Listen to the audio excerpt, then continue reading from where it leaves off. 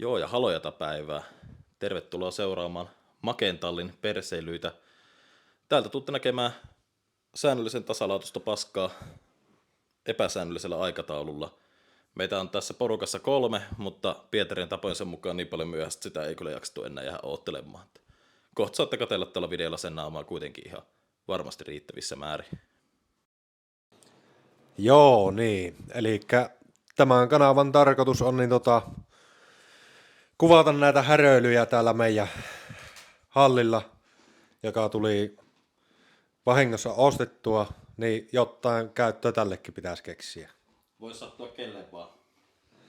Niin, no ehkä joku oli yllyttämässä siihen, mutta näillä mennään. No, kumpi noista on sulle sopivan kokoinen laite?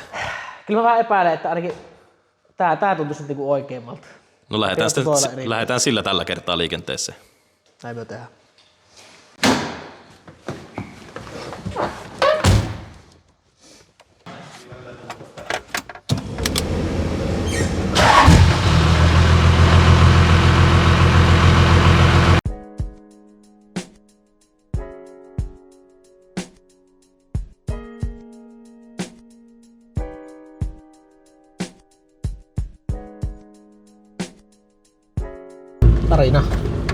Tarinan opetus, eli tarinan alku. Lähdetään liikenteessä tästä ihan alkuun. Harmitti olla kaikkia muita matalammalla pienemmän miehenä, niin piti hankkia Kyllä. iso auto. Juuri sen takia. L200 oli liian pieni. L200 oli itse asiassa ihan Otetaan mutta 40 vielä pois. Ennen kuin rupeaa kuulumaan tuo etuperän jolotus sinne kameraan. Ei vaiska, ei se ei oikeesti jollota mikään. Ei missään nimessä. Mutta niin L200 olihan se ihan jees auto sekin, mutta se oli vielä lahompi kuin tämä. Ja se oli aivan järkyttävän lahopeli. Ja sitten plus toisekseen, niin eihän siinä ollut mitään lukkoja tai mitään muita tämmösiä herkkuja. Ja se oli muutenkin vähän semmonen, ei se ollut ihan niin miehekäs peli kuin tämä näin. Mut joo, ja sitten tällä Kiuruveellä eräällä nimeltä sanomattomalla tuttavallahan oli kanssa silloin. En tiedä kävikö Eetusen kyyvissä, mutta kuitenkin oli aika röyhäkkä kulukunen HJ61. Matta musta ikävä kyllä, mutta kuitenkin. Niin sen kyyvissä tuli muutamana iltana istuttua. Niin tuolla kylällä kuin tuolla vähän syrjemmässäkin, niin kyllähän siinä vähän pieni semmonen alkuihastus tuli sinne. Silloin mä sitä oikeastaan rupesin vähän niinku sen innottamana kattelemaan vähän sitä. Nettiauto ja tori auki saman tien. Ihan saman tien, joo. Tietty siinä oli se Mitsu vielä välissä, sehän piti myyä sen pois totta kai, että sais rahaa jo ostella HJ. Niin Mitsusta päätiin pienen tappelu niin avulla sitten eroa. Niin Mikkelistähän löytyi sitten. Mä olin tuolla viikonlopun vietossa ja pohjoisessa Anoppilassa ja sitten Mikkeliin tuli nettiautoon myyntiin tämmönen vehe ja suhteellisen edukkaasti vielä. Ja ei kai siinä sitten. Ja hait sen nimenomaan projektiksi. Eikö se ole, että ei ollut pari vuotta leimattu tai? Joo, siis se oli olettamus oli nimenomaan se, että se olisi ihan oikeesti suhteellisen paska. Että siinähän ei siis se oli varmaan, olikohan se peräti 4 vuotta ainakin ollut leimaamatta. Et siitä suurimman osan se oli seissyt ilmeisesti jossain pellon kulmalla navetan nurkalla. Ja sillä se oli pari omistajan aikana seissyt tää auto. Ja sittenhän se tämä viimeisin omistaja ennen minua, niin hänellähän oli kova aikomus projektoi tämän auton jonkun kaverinsa avulla. Ja mut sitten hoksas, että kuinka paljon se tulee maksamaan, jos teetättää jollakin jopa tuttavalla tämmösiä töitä. Niin sit tuli toisia ajatuksia ja päätyi myymään tämän auton pois.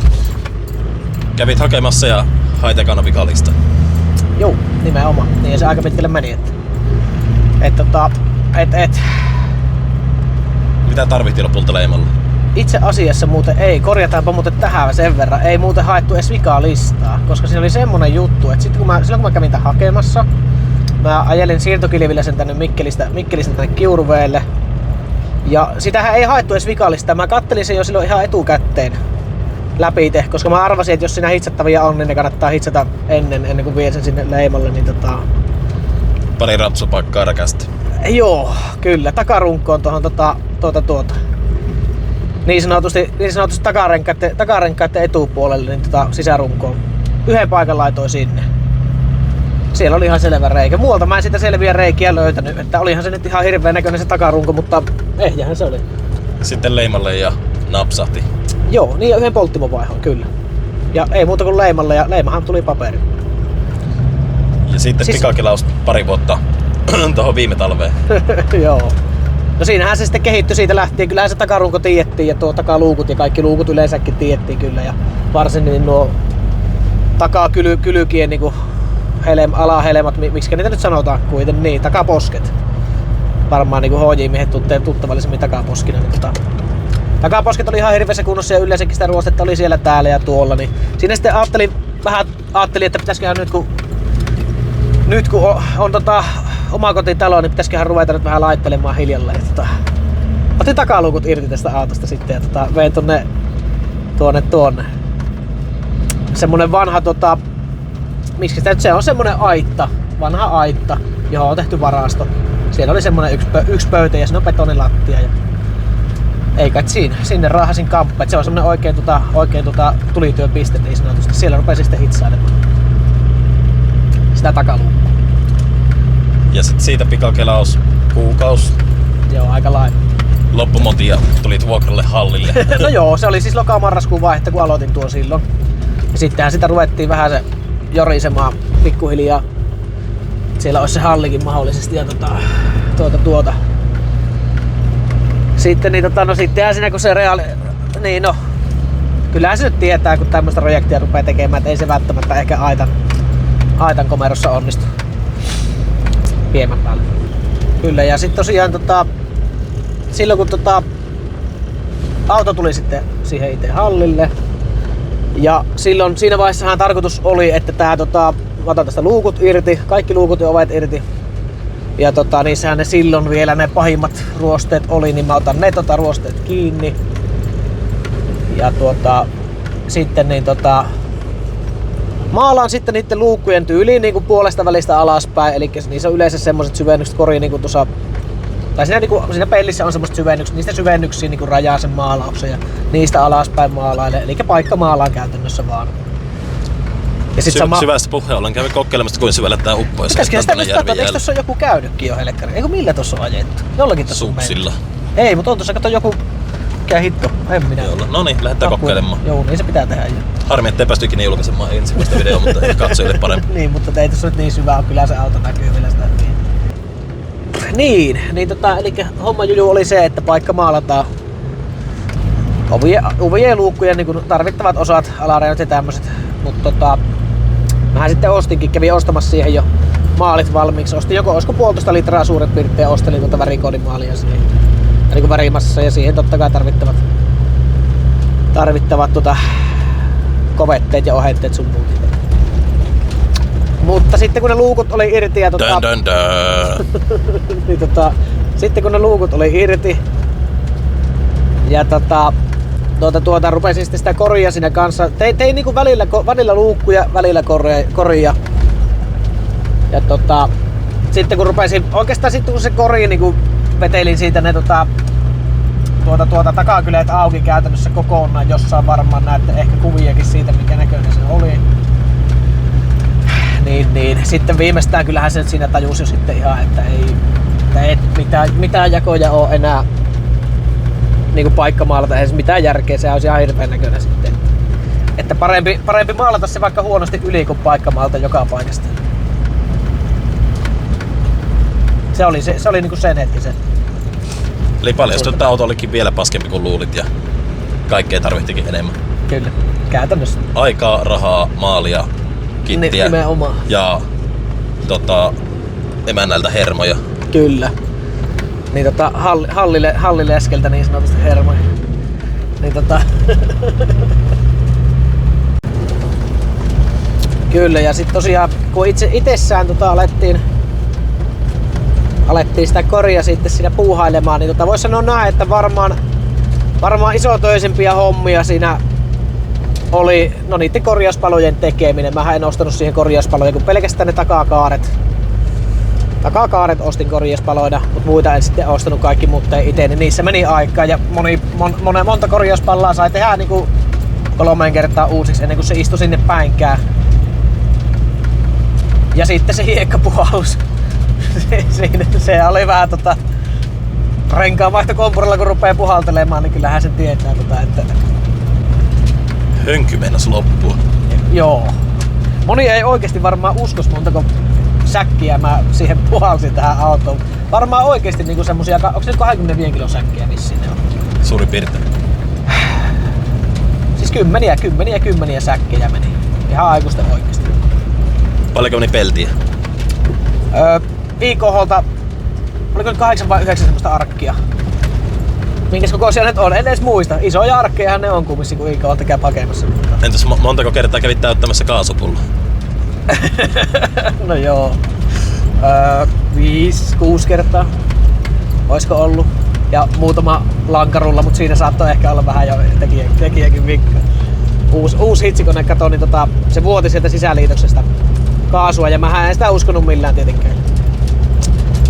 Siinä joku 4-5 kertaa kävin pullon täyttämässä niin yhden lankarulla aikana. Joo, niin. Yhden lankarulla aikana 5, ja varmaan useamman kerran kävin täyttämässä sen tai siinä yhden lankarulla aikana. Niin sitten jo alkoi pikkuhiljaa itsekin ihmetyttämään, että onkohan tuo kaasun kulutus nyt ihan ok kuitenkaan. Että. Niin minä ihmettelin, että on se vittu nohevana ollut, kun monta pullollista kaasua on hitsannut sille. Varmaan olisi 1 pullolla selvinnyt, no en ihan, mutta 2 pullolla olisi varmaan selvinnyt koko projekti. Mut joo, niin siinäpä se sitten, siinä hiekkapuhalluksessa ja sitten kaikkien vanhojen massojen poistamisessa, siinähän sitä meni niinku oikeesti aikaa. Kun mä tästä on kumminkin helmat, iso osa pohjasta, runkoa ja sitten niin sisäkaaret tai niinku sisälokarit. Käytännössä on laitettu oikea etunurkka, oikea takanurkka, sitten takapuoli, vasen takanurkka, vasen etunurkka ja keula ja pohja. Katto on ainoa mihin et koskenut. Itse asiassa hiekkapuhalsin sieltäkin jotain mä en tiedä mitään. Joo, ja tuulilasin nurkkia piti tehdä uusiksi. Kyllä, ne tein uusiksi tuulilasin nurkkia. Sitten katossa oli semmosia jotain kiveiskiömiä oli totta kai tuossa ja sitten tuolla ihan yleensäkin pitkin kattoa oli semmosia ruosteja alkuja, niin hiekkapuhalsin ne pois siitä. Ja. Mukavaa tämä japanilaisautoilu. Kyllä. Mut siis just nimenomaan tommosten takia, niin kun sitä alkoi olemaan siellä täällä, eihän se niinku päällisin puolen, kun katot vaan ne pahimmat irtoruosteet, mitkä siinä on siinä autossa, niin eihän se silloin näytä vielä pahalta, mutta sit kun rupeat oikeasti käymään sitä koko helekkarin niinku auton maalipintaa läpi ja huomaat, miten paljon siinä on kaikkia kiveiskemiä ja tämmösiä, niin... Eli auto on kuin omistajansa. Päällepäin ihan mukava tyyppi, mutta... Niin. Sitten kun tutustuu vähän paremmin, niin ihan läpimätä jätkä. Kyllä, juurikin näin. Ja sitten tosiaan yksi niistä pääasioista, minkä takia tätä autoa ruvettiin ylipäätänsäkään laittamaan, ja varsinkin tuolla hallilla, niin oli se runko, takarunko. Varmaan näiden vehkeiden parissa työskennelleet kaverit tietää mistä puhun. Niin Evoluutio oli tehnyt tehtävänsä. Kyllä. Ja siellähän oli sitä muutamia reikiäkin tuolla takarungossa, mutta ihan sitten niin kuin yleisilmeiltään se oli semmoista, se oli niin kuin, mä en tiedä miksi sitä sanottaa, silleen kerroksittain ruostunut. Semmonen U-palkki, mutta se on kerroksittain ruostunut silleen, että sä et voi siitä mitään ruosteita niinku hioa pois, etkä puhaltaa pois, vaan se vaan on semmoista näkkileipää. Niin, senpä takia sitten niin ei muuta kuin runko poikki takarenkaiden kohdalta ja sinne semmonen vahvike palaa niin sanotusti poikittain näin siihen runkopalkkien väliin sinne, mikä sitten piti sitä runkoa niin NS kohillaan siinä. Ja totta kai ennen sitä kun se katkaistiin se runko, niin otettiin mitat ja kaikki siitä. Ja rungosta tuli yllättävän suora siinä, miten kierrotekijä on. Kyllä, nimenomaan. Ja eihän siinä itsessään mennyt, siinä runkohommassahan ei mennyt kauan. Sehän varmaan ne niinku palakit itsessään. Mä se 4 millin seinämällä olevasta RH-palakista tein sen uuden rungon siihen. Vanhat otin siihen takapuskurin purin pois. Vanhat palakit katkasin pois, sieltä nostin pöydälle. Niin Kotto otin Ikean pöydän sitä varten totta kai. Ja rupesin sitten siinä Ikean pöydällä sitä työstämään ja sitten niin siinä meni pari-kolme päivää, kun siinä meni, kun ne runkopalakit oli tehty. Ja sittenhän sitä 2 päivänä ährättiin. Taisi olla ite kuvaaja oli ja sitten oli Iisalmesta toinen herrasmies sinne kaverina. Nostettiin runkopalakit paikoille ja täpättiin ne sinne kiinni. Ja eikö se tehtiin pari kertaa sekin siinä, kun ensimmäisellä kerralla meni Pari kertaa tehtiin, mutta onneksi oli mukana Aspen mies, niin on kyllä. tuttua puuhaa. Iisalmen Aspenin mies oli matkassa. Mutta ei mitään, niin sehän hoitui hyvästi se homma. Niin eipä siinä sitten sen kummempaa, lätkästiin runko kiinni sinne ja mä siihen tein totta kai vielä sitten liitospalaset ja pahvikepalat ja sitten sen jälkeen niin siinä oli kaikki pitihän siihen totta kai lätkiä kaikki niin lehtiosen korvakot kiinni ja pakaajatangon kiinni, ne piti tehdä uusiksi, ne laitoi sinne kanssa, ne on ihan homemade. Niin niistä ei ollut mitään jäljellä muuta kuin mallin sai justiinsa, että minkä näköiset nyt suurin piirtein oli. Ja eipä siinä sen kummempaa, ei kun mittajan mukaan lätkittiin kasaan se ja se meni ihan hyvästi. Ja sen jälkeen putkisto yksinkertaisemmilla tavalla, eli mahdollisimman suora. Kyllä, juurikin näin. Mut sekin meni kieltämättä hyvästi, et ei mitään, vanha putkista oli vähän semmonen varsinkin alakupäästä oli melko reikäinen, niin mä en sitä enää jaksanut ruveta sitten paikkailemaan, vaan mä ajattelin, että tehdään 2,5 tuuman putkesta suoraan uusi sinne sitten yhdellä isolla vaimentimella ja eipä siinä mitään. Tuli hyvä putkisto, vielä kun olisi kannakkeisiin satsaillut niin, että ne ei ole silloin alkutaipaleesta irtoillut vähän väliin. Kyllä. Kannakkeiden suunnittelu oli puutteellinen, kyllähän niihin satsattiin, mutta se suunnittelu itsessä oli vähän puutteellinen. Irtosko se jo matkalla katastukseen ekaan kerran? Ei vaan matkalla katastuksessa pois. Silloin kun tultiin pois, niin silloin lähti ensimmäisen kerran. Niin no osaahan se nyt 5 kilometrin matkalle kerran tippua. Kyllä totta kai, kyllä siinä, jos sen verran jo pääsee eteenpäin, niin sehän on ihan hyvä. Sen jälkeen pääsi iskemään kittiä ja maalia. Kyllä. Sekin menee hyvin. Takaluukku jäi vähän ropelille, Selenin toivoton. Ja, meillä hallilla tosiaan on maalauskammia kuitenkin uunilla. Se meni ihan ok. Siihen takanurkkaan jäi ekalla kerralla valunat. Kyllä. Tuon ylempään takaluukkuun. Se tehtiin. Sen itse asiassa mä maalasin sen uusiksikin. Ja takaposkessa tuli vielä valumat sillä vittömästi kanttiin, että ei oikein pystynyt vesihiomaan pois vaan. Kyllä. Tai niinku myllyttämään pois. Ei maalata. Kyllä, se maalattiin kanssa uusiksi. Eli käytännössähän se meni sillä tavalla, että sen jälkeen sitten kun pahimmat koriin niin ja näiden ovien ja luukkujen pahimmat kohdat oli hitsattu ja yleensäkin oli hitsattu kokonaan, niin sitten mä siinä samalla rupesin jo hiljalleen kittailemaan luukkuja ja ovia ja konepeltiä ja kittailin ne siinä ja sitten vetäsin sinne kittien alle veettiin epoksipohjamaalit. Tästä on varmasti montaa meiltä ihmistä, mutta kuitenkin näin tehtiin. Eli kittien alle epoksit. Jutuista päätellä imppalit myös vähän ohenteita samalla. Kyllä. Ja sitten ei muuta kuin kitattiin useamman kertaa totta kai, että saatiin nyt suurin piirtein hyväksi. Ja eihän sitä niinku määrällisesti paljon siellä ole, mutta kertoja on kyllä melko monta, kun se kitattiin. Ja sitten luukut pohjamaaleihin ja välihionta ja sitten viimeiseen väriin 2-3 kerrosta riippuen vähän luukusta, niin laitettiin sitten itse suorakilton väriä siihen päälle. Ja sen jälkeen siitä kun rupesi sitten nuo luukut kuivumaan, niin samalla sitten tein tän korin, niin koriin pohjatöitä ja korissa nyt totta kai meni sitten vähän enemmän aikaa, että luukut oli varmaan tehty niin kuin kitattu, hiottu, maalattu kokonaisuudessa 2-3 viikon aikana. Totta kai kun ei ihan koko aikaa pysty tekemään, niin... Missä kuussa tuli maalit lopulta valmiiksi? Kori oli maalattu viimeisenä ja se oli maalattu silloin viikko ennen juhannusta noin. Milloin? Huhtikuun alussa piti olla valmis alun perin? Joo, tai maalis-huhtikuun vaihteessa. Piti olla koko projekti valmis. Niin kuin yllättävän vähän niin kuin myöhässä normaali verrattuna. Vaan niin kuin 100% heitti.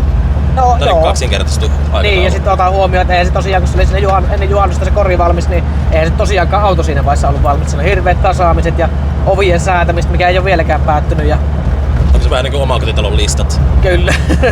Joskus sitten. Niin. Ja sitten tuulilasin laitto. Ja olihan tässä vaikka mitä. Lasien laitot yleensäkin, tästä oli takalasit ja kaikki niin irti. Niin. Siinähän meni jo useampi viikko niittenkin kasailussa. Niin ja ekalla kerralla tuli leimalta hylky. Niin, mitenkäs se Käsijarru. meni? Käsijarru, joo, kyllä. Käsijarru kiristys. Mähän vielä itse asiassa sillä Niin ja eka et päässyt leimalle, kun käyn nyt takas, kun oli unohtanut renkaan pultit Niin, kiristä pyörän pultit. Piti ajella tuosta Tokmanin kohdalta takaisin ja ajattelin, että Mutta eihän se, jos ei mene kuin noin 1000 tuntia, niin eihän siinä nyt niin ei sitten siinä renkaan 1000 pultteja tuntiin kiriin. kannata enää ruveta käyttämään aikaa, että niin kiristelisi turhia pultteja. Miten sä nyt ootko ollut tyytyväinen vehkeeseen? Kyllä. Ainakin hävitit Mersun pois, niin Heti samaan tien, kun HJ tuli leimalla, niin samaan tien lähti Mersu. Ei lähtenyt kyllä ikävä kyllä kovin kauas, mutta ehkä olisi kannattanut vähän kauemmas myydessä. Mutta niin kun sanoin, että siitäkin huomaa, että tullut vähän ohenteiden kanssa pelattua, kun äijä myy äitillensä auto, josta halusi eroa sen takia, ettei sitä tarvitse enää korjata. oppirahoja. Mut Mitä tulee vielä lisää autoa? Niin mitä? Mikä on seuraava projektointi tässä autossa? Tässä autossa Vai onko tää itsessään. nyt kokonaan valmis? Täydellinen? Ei se varmaan ihan täydellinen ole. Ei, tää myllytetään. Tänä talvena se myllytetään ja viimeisen päälle kiilotellaan. Ja Tuleeko orkistarrat? tarkoitus olisi ainakin, katsotaan vähän hintapolitiikkaa, monta tonnia ne maksaa. Kyllä sitä tonnin voisi maksaa, mutta sen enempää Jos ollaan HJ61 tarroja, niin Pietarille saa tuua. valmis tarrasarja, jos löytyy, niin ei Saa vastineeksi vaikka Mersuun keskikonsolin tuolta varastosta. Kyllä. Voi olla vähän linnunpaskassa ja höyhenissä, mutta Kyllä, mutta sehän saa ei haittaa. kuitenkin. Tosi Mersumista se ei haittaa. Mut joo, se on seuraava. Myllytys ja tarrat. Mutta ainakin myllytys. Katsotaan sitten. Sittenhän on seuraavien projektien vuoroja sitten. mutta lopputuloksen tyytyväinen. Tekisitkö uudestaan? No tekisihän mä, totta kai pakkohan se olisi. Siis, no kyllä nyt tämmösen vehkeen takia, niin pakkohan ei se on siinä hyvä. vaihtoehto. 5 vuoden päästä sitten sama homma. Sama auto. Sama auto, nimenomaan. Vähän ylempää vaan tällä kertaa leikkaa ne hitsutut palat siitä. Niin se olisi. Juu. Näin se tehdään, näin se menee. Mikä on seuraava projekti, joka haluat paljastaa? Mä en tiedä. Ei, mä vähän kuulen epäilen, että ei paljasteta sitä vielä tässä. Jätetään pieni jännitys tähän. Suopi ihmistä jännittää. Nimenomaan.